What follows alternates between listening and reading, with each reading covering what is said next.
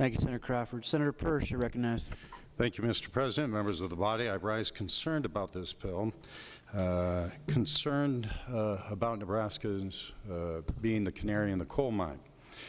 I'll mention three things in particular here with respect to the experience in Oregon.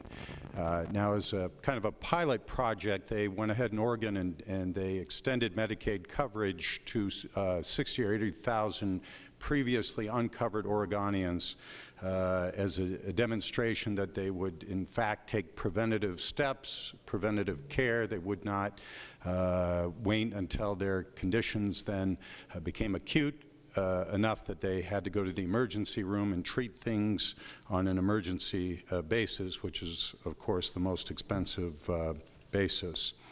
And the troubling aspect of what the results from that Oregonian study is that, in fact, they did not see a decrease in the amount of emergency room visits, and quite the contrary, they experienced a 40% surge, which is a very material surge in emergency room visits of those recently covered Medicaid population. And so that is something that I do find very concerning, and that I think Nebraskans should find concerning as well.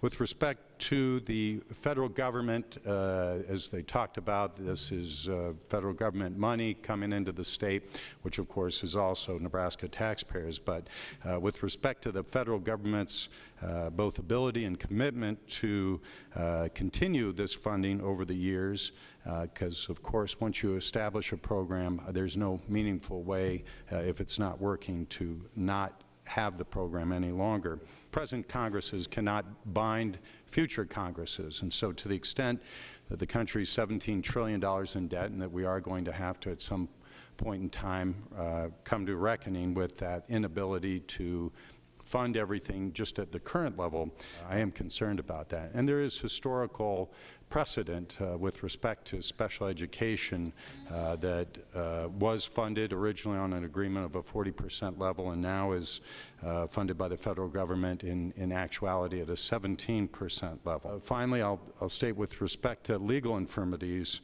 there is currently litigation going on that deals with the language in the Affordable Care Act expressly granting subsidies that, and for that matter, applying penalties to enrollees for the purpose of state exchange membership, but not on the federal exchanges. And in reality, what's come to pass is that in a great majority of the states, now it is in fact the federal exchanges that are being utilized and not the state. I do not want Nebraska to end up being the canary going down the coal mine, and so thank you very much for your time.